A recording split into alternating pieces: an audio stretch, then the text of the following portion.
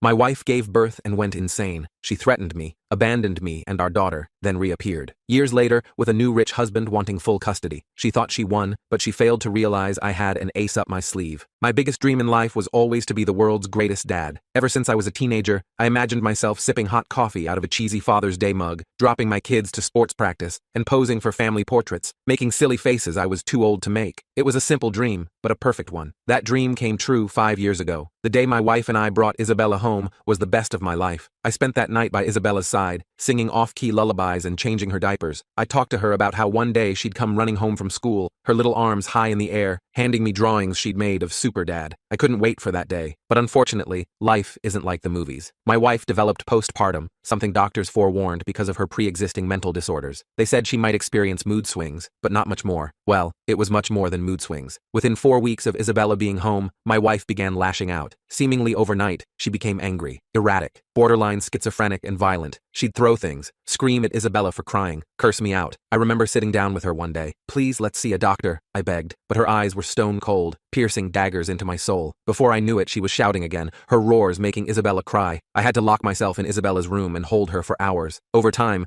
my wife's temper turned Isabella fearful. She began barely responding to me. The silly faces I made that she used to laugh at now resulted in empty stares. Her cries were no more than quiet, scared whimpers. She was no longer the happy kid growing up in a warm, loving home. Instead, she was a scared, terrified girl who had even stopped crying just to not give her mother a reason to yell. I remember feeling like a failure every time I held her. It's actually on her first birthday, I decided I was done. She spoke her first words that day. Stop. I was confused at first, but then it hit me. Throughout the first year of her life, she had heard me begging her mother to stop more times than she heard the words mama or dada. That's why she was saying stop. My heart shattered, and I initiated the divorce process not long after. The divorce was tough, extremely tough. My wife was nastier than ever. She manipulated me into getting my house. "Family courts favor the mother," she threatened. I called her bluff at first, but then she sent me pictures of self-inflicted bruises on her body. Fearing she would say I hurt Isabella next, I conceded, and after the divorce was done, I used whatever I had left to rent the cheapest one-bedroom apartment I could. The day me and Isabella moved in was the hardest of my life. It was like the world was ending, like everything was imploding. But then I looked at Isabella, and she was giggling while playing with hand. "Dada," she said, biting my thumb. I almost cried. This was the first time she called me Dada, and that single word, that cute little Dada, gave me all the motivation I needed. Slowly but surely, I started working my way back up in life. Sure, it was hard. I barely slept, eating air for breakfast, just to buy Isabella new clothes and toys as she grew. My eye bags were heavy. Truthfully, I felt like a zombie. But then I'd see Isabella's precious smile, and it would fuel me to wake up in 4 hours and go again. Over time, Isabella changed too. She went from being afraid to cry, to bawling her eyes out when she needed a diaper change. Most would have found it annoying, but I found it beautiful. She was overcoming her trauma. Soon, she started hugging me and demanding cuddles. As she got older, she began refusing to sleep until I told her a story. And then came the day that changed everything. I came home from work on a random Wednesday to find her drawing. She told me to close my eyes and wait, so I did. And when she told me to open them, I burst into tears. It was me and her as stick figures, holding hands, with "Best Dad Ever, I Love You" written on top, and a little note for me on the other side of the page. I looked up at her, and her brown eyes sparkled, gleaming against the light. I scooped her into my arms and nuzzled her into my chest, trying to hold back tears, but I couldn't do it. I cried on her shoulder, my tears streaming like a river. She wiped my tears with her sleeve and told me if I was crying, she needed to cry too. She then burst into a dramatic fake cry that made me laugh. It was the best day of my life. Sadly, what followed was the worst day of my life, because not even a week later, her mother contacted me. She wanted Isabella and was taking me to court in an attempt to gain full custody. Not visitation, not shared custody, full custody. The paper trembled in my hands as I read it. According to her petition, she'd made significant life changes and could now provide a stable and nurturing environment for Isabella. She claimed I had alienated the child from her mother and prevented a healthy maternal relationship. It was all lies. She was the one who disappeared for over 3 years, but now she wanted to swoop in and take Isabella away from the only stable home she'd ever known. I collapsed onto the couch, trying to figure out how to fight this. I couldn't afford a good lawyer. We were stable but not well off. I called the only attorney I knew, a guy who'd helped me with the initial custody arrangement. He reviewed the paperwork, and his face got grim. Apparently, Jessica had married some wealthy guy, moved into a big house in a fancy neighborhood, and was claiming she could provide Isabella with advantages and opportunities I couldn't match. As if love and stability could be measured in square footage and private school tuition. I learned that her new husband, Michael, was pushing her to establish a proper family image in their social circle. Having a child would complete their picture-perfect life, and Jessica, always concerned with appearances, was eager to play the devoted mother role now that the difficult early years were behind her. Yesterday, Isabella came home from preschool excited about the upcoming father-daughter dance. She asked if we could go shopping for a special dress this weekend. I smiled and said yes, but inside I was terrified. Would we still be together for that dance? Or would Jessica succeed in ripping apart the life we'd built? Today, I have to respond to the court summons. I have no idea how this will play out, but I know one thing. I'm not giving up my daughter without the fight of my life. I spent the whole day researching custody laws online. My eyes were burning from staring at my laptop screen for hours, but I couldn't stop. The court date was set for 3 weeks from now, and I had to prepare myself. I called my old attorney again to see if he could cut me some kind of deal on his fees, but even his friends and family rate was way more than I could afford. Look, I can give you some advice, he told me. Document everything. Every time Isabella mentions something good about living with you, write it down. Take photos of her doing homework, playing, looking happy. Courts care about stability and the child's best interest. I took his advice seriously. That night, I started a journal specifically about Isabella's daily life. I wrote about our bedtime routine, how she always wanted the same book about a rabbit family, and how she'd started learning to write her name. I took photos of our apartment, clean, organized, with Isabella's artwork displayed proudly on the walls. The next day, I took Isabella to her preschool and asked to speak with her teacher, Ms. Morgan. She'd always been fond of Isabella, commenting on how well-adjusted and friendly she was. Of course, I remember when Isabella first started here, Ms. Morgan said when I explained the situation. She was so shy, would barely speak. Now she's one of our most social children. The transformation has been remarkable. I almost cried right there in the tiny preschool chair. Would you be willing to write a letter about her progress? For the court, Ms. Morgan agreed without hesitation. One small victory at least. On the way home,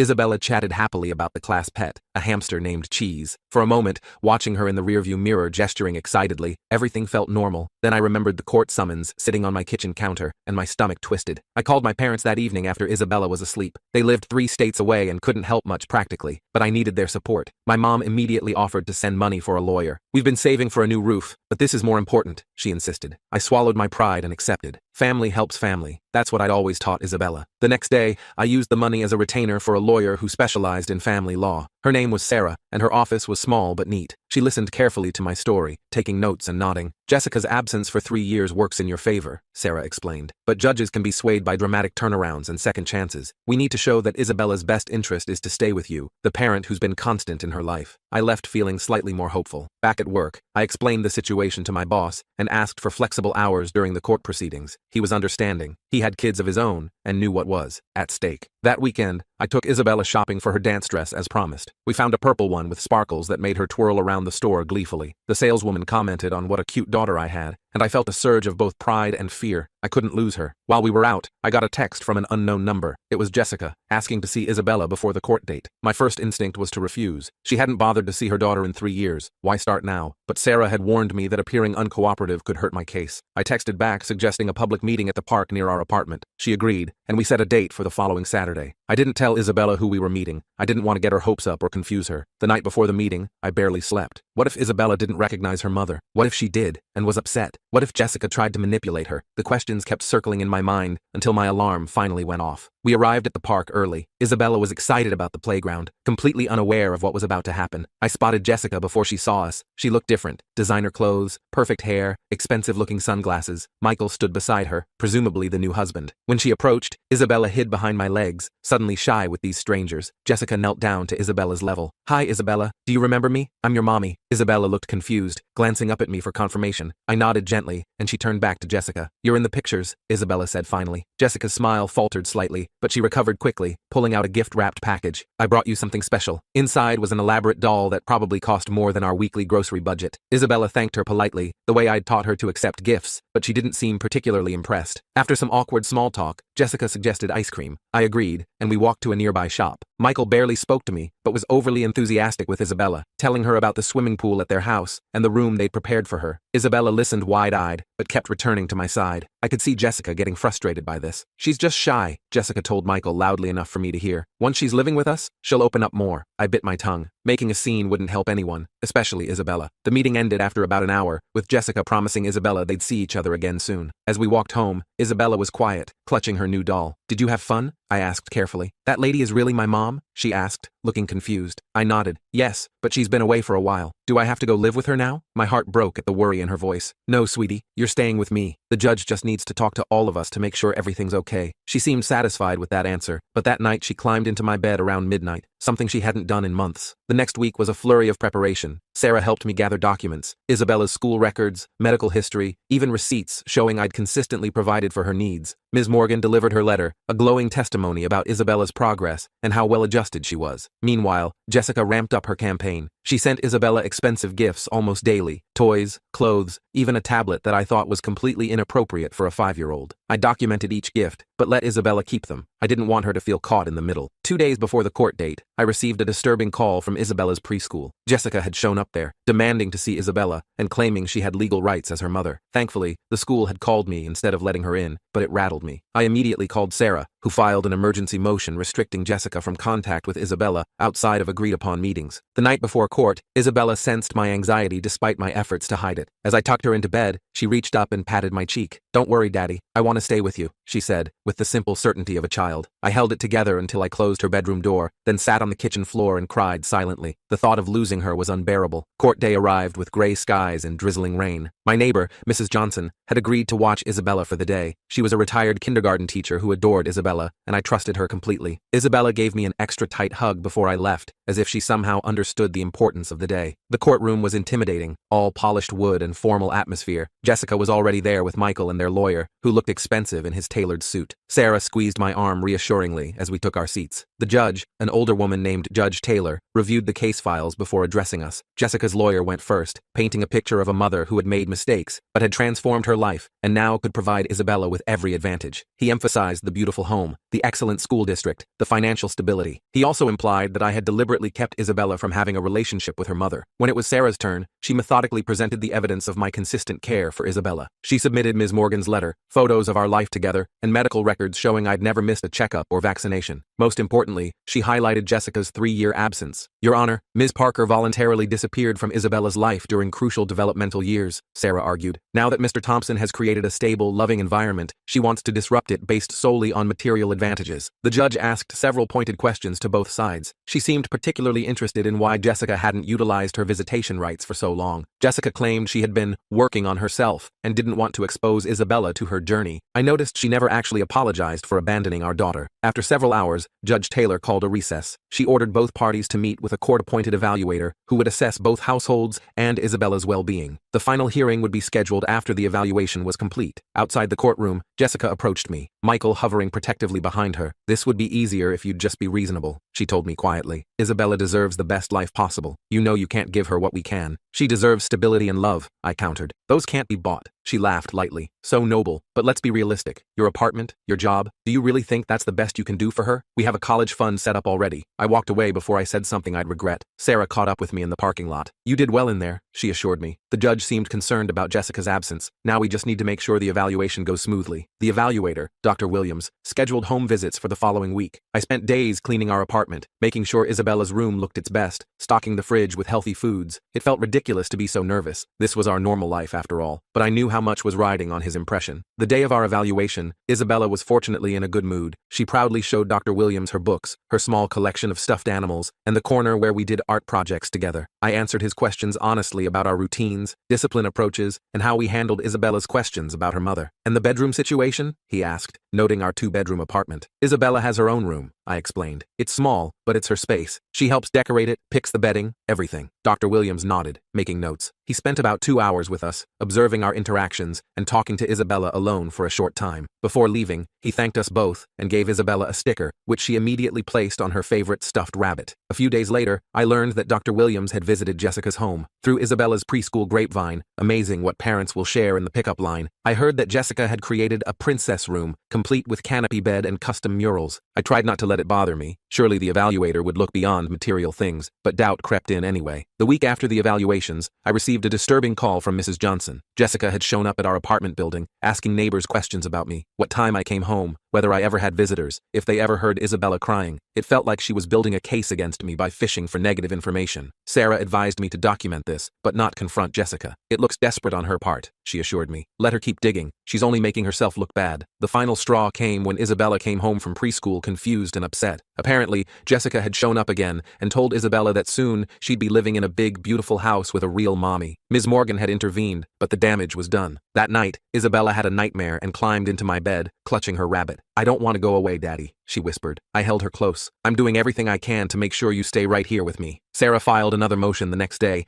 asking the court to prohibit Jessica from contacting Isabella at school. The judge granted it immediately, which gave me some hope that she was seeing through Jessica's tactics. 2 weeks later, Dr. Williams submitted his report, and we were called back to court. I sat nervously while Judge Taylor reviewed the evaluation. Jessica looked confident, whispering occasionally to Michael and her lawyer. Judge Taylor cleared her throat and addressed the court. I've reviewed Dr. Williams' thorough evaluation of both households. While Mrs. Parker Donnelly's home offers certain material advantages, Dr. Williams found Mr. Thompson's home to be warm, stable, and entirely appropriate for Isabella's needs. My heart leapt, but I kept my expression neutral. The judge continued. More concerning is Dr. Williams' observation of Isabella's anxiety regarding potential changes to her living situation. His report indicates she is thriving in her current environment and expressed clear preference for remaining with her father. Jessica's face hardened. Her lawyer quickly stood to object, arguing that a 5-year-old's preference shouldn't be given significant weight. Judge Taylor acknowledged this, but noted that the child's emotional state was still relevant. Additionally, the judge continued, I find troubling the pattern of Mrs. Parker Donnelly's attempts to influence Isabella outside proper channels, despite having made no effort to be part of her life for 3 years prior. I could hardly believe what I was hearing. Judge Taylor adjusted her glasses and delivered her ruling. I would maintain primary physical custody of Isabella. Jessica would receive gradually increasing visitation rights, starting with supervised visits, contingent on her completion of parenting classes. Jessica stood abruptly, her chair scraping loudly. This is ridiculous. I'm her mother, Mrs. Parker Donnelly. Control yourself or I'll hold you in contempt, Judge Taylor warned. Motherhood is not just a biological fact, but a relationship built over time. You have much rebuilding to do. Outside the courtroom,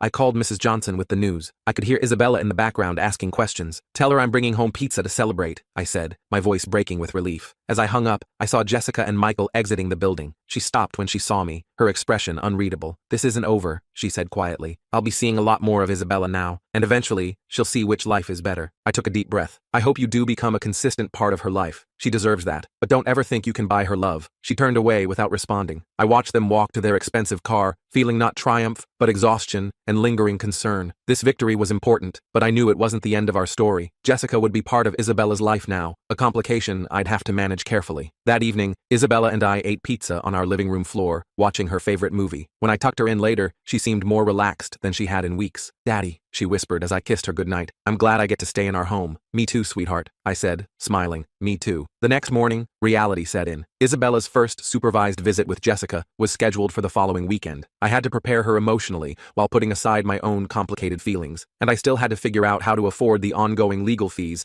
if Jessica decided to fight the custody arrangement again. But for now, watching Isabella hum to herself as she ate her cereal, I allowed myself to feel grateful. We had won this battle. Whatever came next, we would face it together. I started preparing Isabella the best I could for her first supervised visit with Jessica. I didn't want to make it a big deal, but I also knew she needed some warning. The night before, she got really quiet during dinner. What if she wants me to call her mommy? Isabella asked, pushing her mac and cheese around her plate. I don't even know her. You can call her whatever feels comfortable, I told her. Maybe just her name at first. Nobody can force you to say anything you don't want to. The first visit was at this community center place they use for supervised visits. The supervisor was this older lady named Susan, who had a kind face and seemed to genuinely care about making things comfortable for Isabella. Jessica showed up 15 minutes late with another fancy gift. Isabella hid behind my legs until Susan gently coaxed her into the playroom. I had to wait in this sad little waiting room with old magazines and uncomfortable chairs. Those 2 hours felt like 20. When Isabella finally came out, she looked emotionally drained, but okay. Susan gave me a thumbs up, which I took as a good sign. She bought me ice cream, Isabella told me on the way home, and said next time we could go to the zoo if Susan says it's okay. I just nodded and asked if she had fun. She shrugged in that non-committal way kids do when they're processing stuff. That night, she climbed into my bed again and fell asleep, holding my hand. The visits continued every Saturday. After about a month, Isabella stopped being so anxious beforehand. She even started looking forward to them a little because Jessica always planned some elaborate activity or brought amazing snacks. I couldn't compete with that, but I didn't try to. I just maintained our normal, stable routine. One day after a visit, Isabella came home with her nails painted bright pink with little glitter stars. She was beaming. Jessica did my nails. She said I could call her that instead of mommy if I wanted, and she didn't get mad or anything. That actually surprised me. Maybe Jessica was finally putting Isabella's needs first. I helped Isabella touch up her nail polish that week when it started chipping, and she talked about Jessica like maybe they could actually have some kind of relationship. Then came the bombshell. About 3 months into the visitation schedule, I got served with papers again. Jessica was requesting a modification to the custody arrangement. She wanted unsupervised visits and overnight stays every other weekend. Her reasoning? Isabella was clearly comfortable with her now, and the supervisor's reports had all been positive. positive. I called Sarah immediately. She wasn't as concerned as I was. This was expected, she explained. The judge set up the supervised visits as a stepping stone. If they've gone well, the court might grant unsupervised time next. But something felt off about the timing. Isabella had just started talking about the huge playroom at Jessica's house and all the cool toys there. It felt like Jessica was deliberately creating this fantasy world to lure Isabella in. The hearing was scheduled for the following month. In the meantime,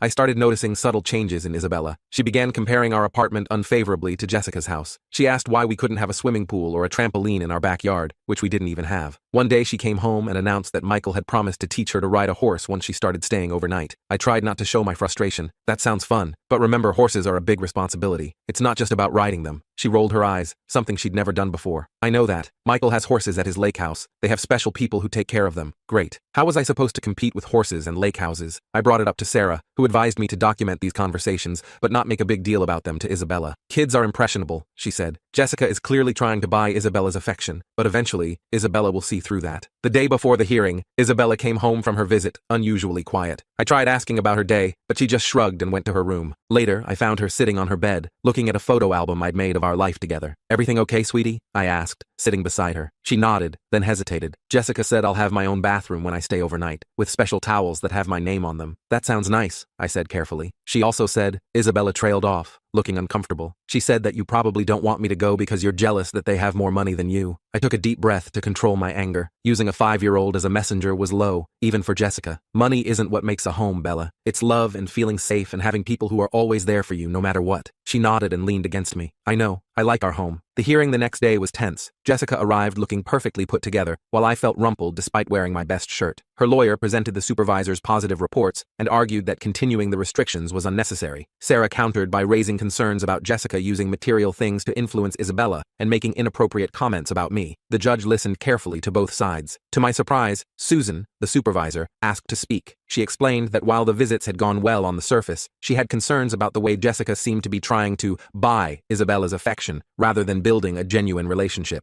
The focus is always on the next exciting activity or gift, not on getting to know her daughter's actual interests or needs, Susan explained. The judge considered this, then made her ruling. Jessica could have unsupervised visits during the day, but overnight visits would be delayed for another 3 months. During that time, she was ordered not to make promises about future living arrangements or purchases to Isabella. Jessica was clearly unhappy with this compromise, but managed to keep her composure in court. Outside, she walked past me without a word, her heels clicking aggressively on the tile floor. For the next 2 months, things actually went pretty smoothly. The unsupervised visits meant I didn't get Susan's insights anymore, but Isabella seemed okay when she returned home. She talked less about fancy toys and more about actually doing things with Jessica, baking cookies, going to the movies, normal parent-child stuff. I started to think maybe Jessica had gotten the message. Maybe she was finally putting in the work to be a real parent instead of just playing the role. Then Isabella came home one Sunday with news that made my blood run cold. Guess what? Jessica and Michael are moving to Florida. They're going to buy a house by Disney World, and I can go there for all school vacations. My heart sank. Florida was a 20-hour drive away. This would mean Isabella flying alone multiple times a year, spending holidays away from me, and Jessica potentially filing for custody modifications in a state where I had no support system. I immediately called Sarah, who filed an emergency motion to prevent relocation of visitation out of state. The judge granted a temporary freeze while the matter was considered, which sent Jessica into a rage. She called me that night, screaming that I was trying to ruin her life and that Isabella deserved the opportunities she could provide. The next day, she didn't show up for her scheduled visit with Isabella, or the next one, or the one after that. Isabella was confused and hurt, asking if Jessica was mad at her. I tried to explain that grown-ups sometimes have complicated feelings that have nothing to do with kids, but it was hard to justify Jessica's disappearing act. 2 weeks later, I got an email from Jessica's lawyer. They were withdrawing the petition for custody modification. Apparently, Jessica and Michael had decided to move forward with their relocation plans without waiting for the court's decision on visitation. They'd already purchased property in Florida and enrolled in a yacht club, whatever that meant. The lawyer's email was coldly professional, but reading between the lines, it was clear. Jessica had chosen her new lifestyle over regular contact with her daughter. Again, I didn't know whether to feel relieved or heartbroken for Isabella. I consulted with both Sarah and Isabella's therapist about how to break the news. We decided honesty was best, but framed in a way that wouldn't make Isabella feel abandoned. That weekend, I took Isabella for ice cream and explained that Jessica and Michael had moved very far away. They wouldn't be able to have their regular visits anymore, but Jessica could still call and maybe visit sometimes when she was in town. Isabella was quiet for a moment, pushing her spoon through her hot fudge sundae. Is it because I didn't want to call her mommy? She finally asked. God, that broke my heart. No, sweetheart, absolutely not. Grown-ups make choices based on a lot of complicated things, but none of this is because of anything you did. She nodded, not entirely convinced. Over the next few weeks, she asked about Jessica occasionally, but with decreasing frequency. Jessica called exactly once, a stilted conversation where Isabella mostly answered with one word. She promised to send birthday and Christmas presents, which I suspected would actually happen. Jessica had always been good at grand gestures, just not the day-to-day work of parenting. 6 months later, Isabella rarely mentioned her mother anymore. She was thriving in kindergarten, had made several close friends, and had recently started taking dance classes that she absolutely loved. I'd been promoted at work, which meant a little more financial breathing room, and the ability to finally start a small college fund for her. On the 1-year anniversary of winning the initial custody case, a package arrived for Isabella. Inside was a fancy doll and a card signed, "Love, Jessica." Isabella looked at it briefly, then went back to the fort we'd been building in the living room. "Don't you want to play with your new doll?" I asked. She shrugged. "Maybe later. Can you hand me the red blanket for our roof?" That night, as I tucked her in, Isabella hugged me extra tight. "Daddy, are we always going to live together?" "Well, someday when you grow up, you might want your own place," I teased. "But until then, yes, we'll always be together." She smiled and closed her eyes, satisfied with that answer. As I turned off her light, I spotted her latest drawing taped to the wall, a picture of 2 stick figures holding hands under a bright sun. "Me and my dad" was written in wobbly kindergarten letters. I finally had my world's greatest dad moment, and it didn't come from a mug or a t-shirt. It came from knowing that despite everything,